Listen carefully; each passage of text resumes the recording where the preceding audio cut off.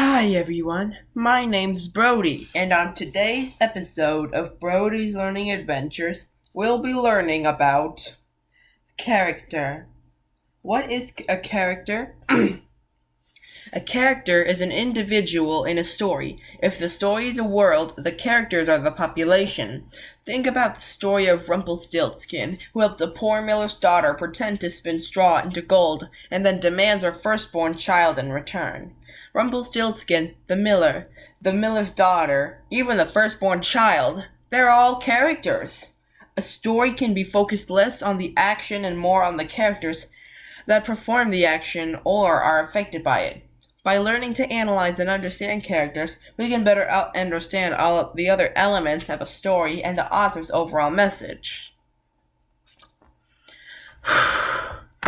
Types of characters: central and secondary characters.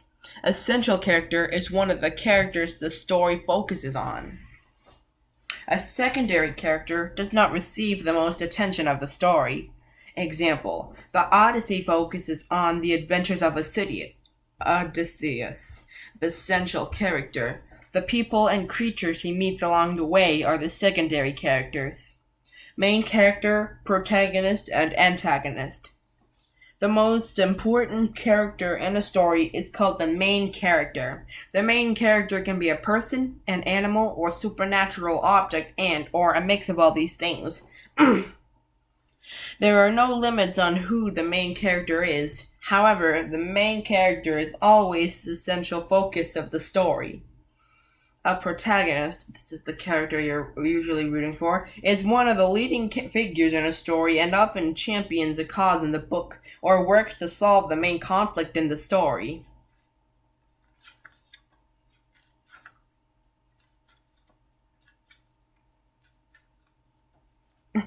An antagonist is a character who comes into conflict with the protagonist. He or she prevents the problem from being solved.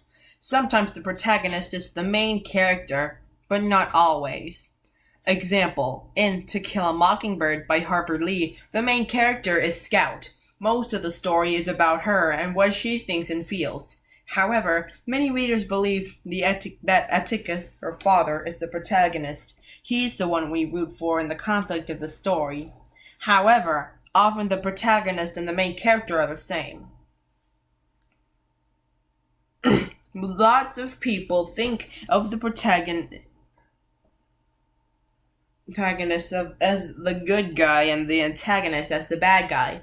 But these characters are often more complex than good versus bad. These characters are ways for the author to explore the complexity of a conflict and ways for the readers to discuss and analyze the story.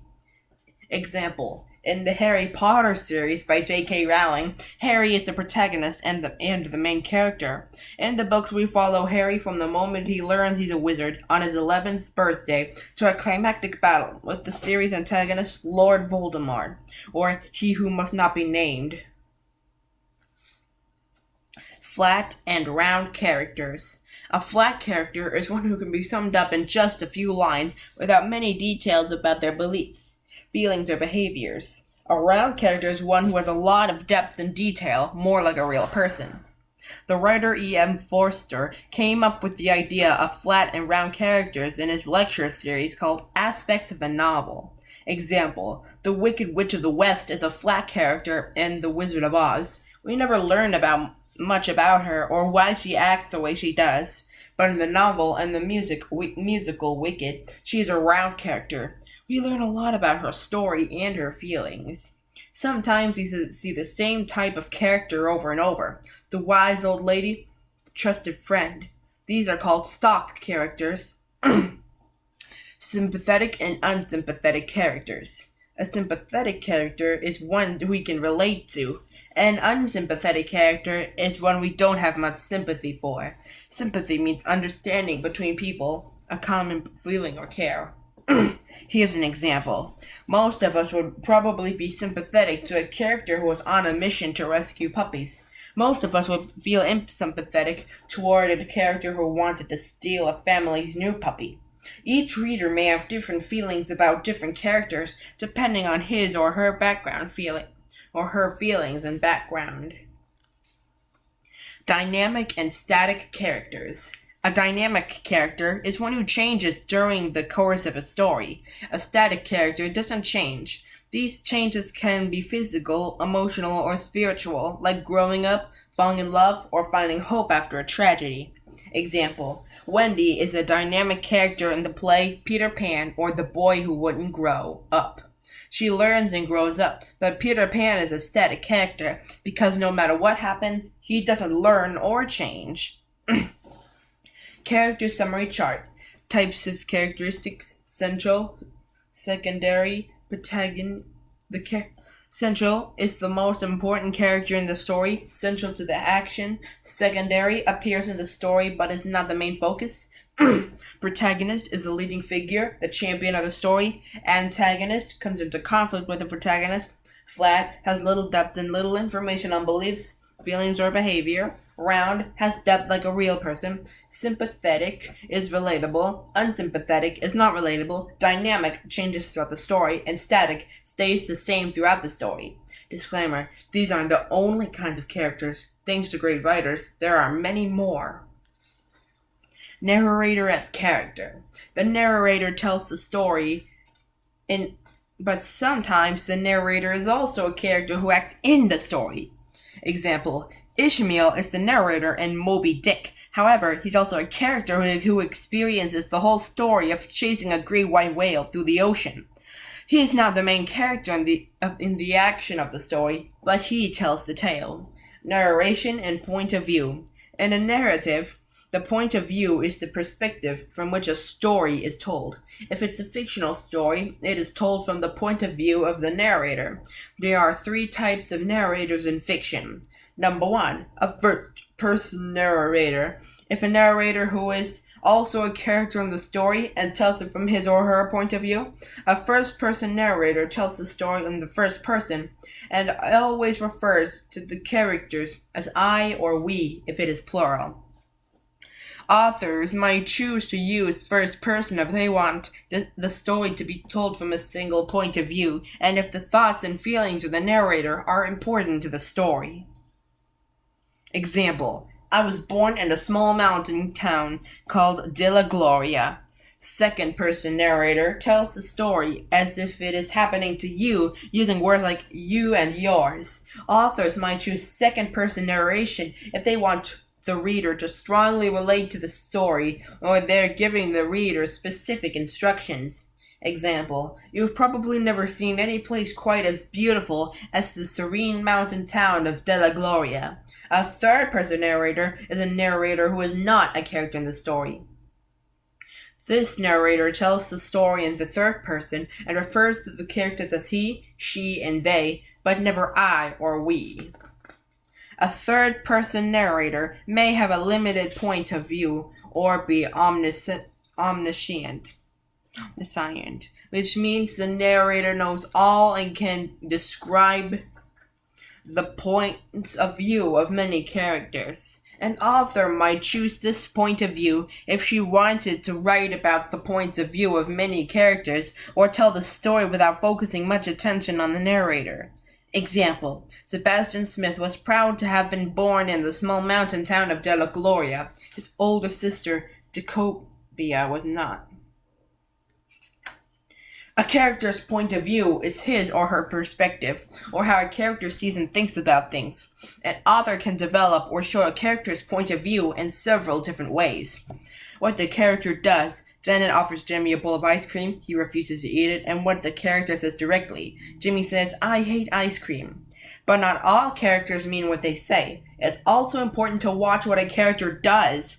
Also, pay close attention to moments when a character's actions contradict his or her words and vice versa. What the character says or expresses indirectly. Janet offers Jimmy a glass of cold water, and he fishes all the ice out before he'll drink it. Perhaps Jimmy doesn't like anything that's cold. What other characters say and do in relation to the character. Janet says, "Oh, I forgot that your teeth are sensitive to the cold." Contrasting characters.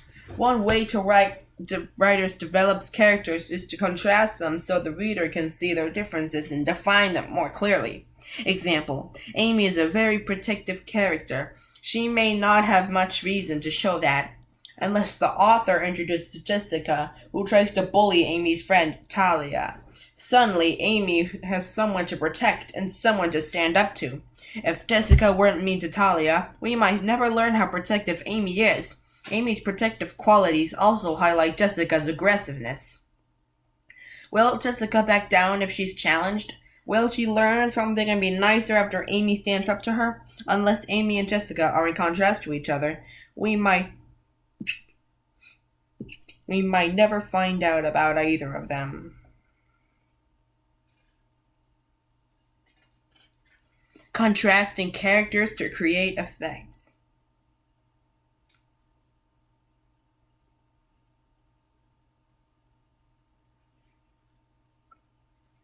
Sometimes authors contrast two characters to create an effect or a certain feeling or mood in a story. Humor. Bob and Jason get stuck in a tiny cable car that is traveling on wires above an amusement park.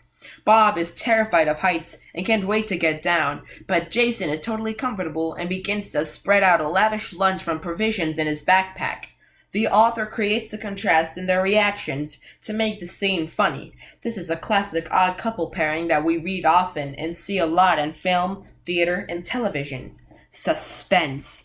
Candace and Mary live next door to each other. Candace keeps her place really neat, and Mary's place is always a mess. When Candace has to go out of town for a week, she asks Mary to come over a few times, just to water her plants. But Mary decides the plants must be lonely, so she spends hours over at Candace's house while Candace is gone, and makes the place a total mess. Before Mary has a chance to clean up, Candace decides to come home early. How will Candace react when she gets home? The author creates a large contrast between their two altitudes on the meaning of clean to create suspense. Character and plot change. Another way we learn things about characters is through plot or the sequence of events in a story. A plot change, sometimes called a plot twist, is a sudden change in the events of a story from what is to be expected or a surprise. An author can use a plot change to reveal characteristics about each character by showing how the characters react differently to the event.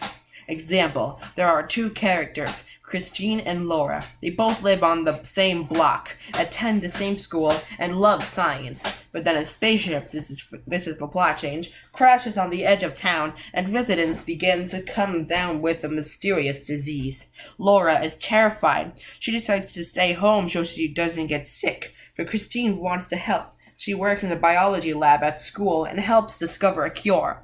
Until the plot changes, Laura and Christine seem to be the same, but after the plot change, we can see that they're actually very different. Similar characters and different stories. Different types of texts may include similar characters. However, because of the traditions of a particular genre, the characters come across differently. We can compare and contrast similar characters to explore the different texts.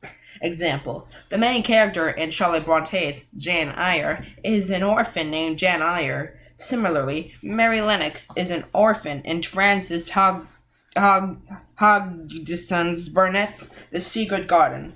Both books tell a coming-of-age story. However, the books come from different genres. Jane Eyre is a mix of a mystery and a romance novel, while The Secret Garden would be called realistic fiction. When we compare and contrast the characters, we can see how the genres encourage different characters.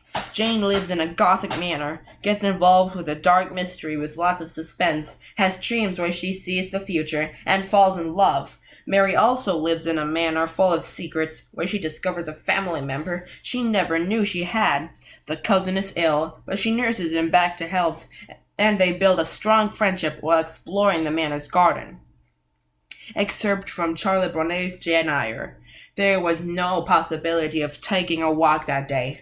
We had been wandering, indeed, in the leafless shrubbery an hour in the morning, but since dinner, Miss Reed, when there was no company, died early. The cold winter wind had brought with it clouds so somber and a rain so penetrating that further outdoor exercise was now out of the question. I was glad of it. I never liked long walks, especially on chilly afternoons. Dreadful to me was the coming home in the raw twilight, with nipped fingers and toes, and a heart saddened by the chidings of Bessie, the nurse, and humbled by the consciousness of my physical inferiority to Eliza, John, and Georgiana Reed. Excerpt from Francis Hodgson's Burnett's The Secret Garden. When Mary Lennox was sent to Misselthwaite Manor to live with her uncle, everybody said she was the most disagreeable-looking child ever seen. It was true, too. She had a little thin face and a little thin body, thin light hair, and a sour expression. Her hair was yellow, and her face was yellow, because she had been born in India, and had always been ill in one way or another.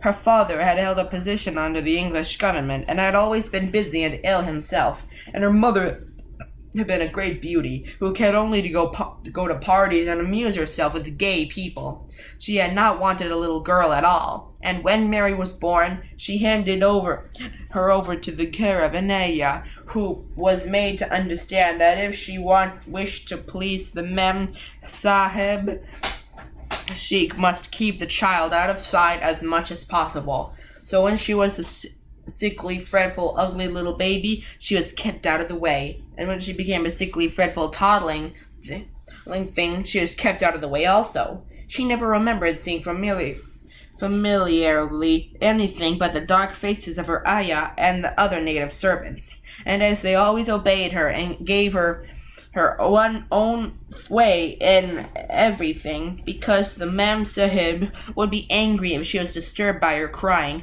By the time she was 6 years old, she was a tyrannical and selfish little pig as ever lived. The young English governess who came to teach her to read and write disliked her so much that she gave up her place in 3 months, and when other governesses came to try to fill it, they always went away in a shorter time than the first one. So if Mary had not chosen to really want to know how to read books, she would never have learned her letters at all. Comparisons. Both characters are young, orphans, living with people who are not their own families, English, not considered pretty, and opinionated. Contrasts. Jane Eyre, a sense of dread, grew up with modest means, does not live a fancy lifestyle, and is not used to getting her own way. Mary Lennox, no fears of others, grew up rich, lives a fancy lifestyle, and is used to getting her own way. Here's a quiz to see if you've been paying attention. What do we call any actor in a story? Does a static character learn anything during the course of a story? How can changes in plot help us learn anything about or develop a character? Will every reader find the same character sympathetic and unsympathetic? How can we learn something about a character from the thing he thinks he does? Can a character in a story also be the story's narrator? True or false? We never learn more about a character based on their reactions to another character. True or false? E.M. Forster first described the idea of protagonists and antagonists. True or false? An antagonist doesn't come into conflict with the protagonist of a story. Compare and contrast the characters in this passage from Janet, a Twin by Dorothy Whitehill. A long snake settled into the road. A wiry little Irish terrier bounded after it, followed by a whirling fury of starched petticoats, long slender legs, and an immense red bow. This was Janet. A tiny cloud of dust curtained them all for a minute. When it settled, it disclosed a rigid tableau. Janet held the dog's collar in one strong little brown hand, and with the other and the aid of one foot, she grasped the snake. "Do something," she demanded excitedly, as she turned angry eyes toward a fat, roly-poly figure that still remained partially hidden by the scrub oak, watching the scene with an expression of fear and distaste in his pale blue eyes. This was Harry Waters. Pause the video now to think of the answers yourself. On to the answers. 1. A character. 2. No. 3. When the plot changes, we discover how a character reacts. 4. No. 5. The things a character does can reveal what he thinks and feels. 6. Yes. 7. False. 8. False. Forced to introduce flat and round characters. 9. False. And 10 has more than one correct answer. Here's one of them. Janet takes action. She is adventurous, commanding, and not afraid of snakes. Harry is fearful and does not like snakes. Be sure to like, comment, subscribe, and hit the notification bell so that way you won't miss any of my new episodes. This is Brody signing out.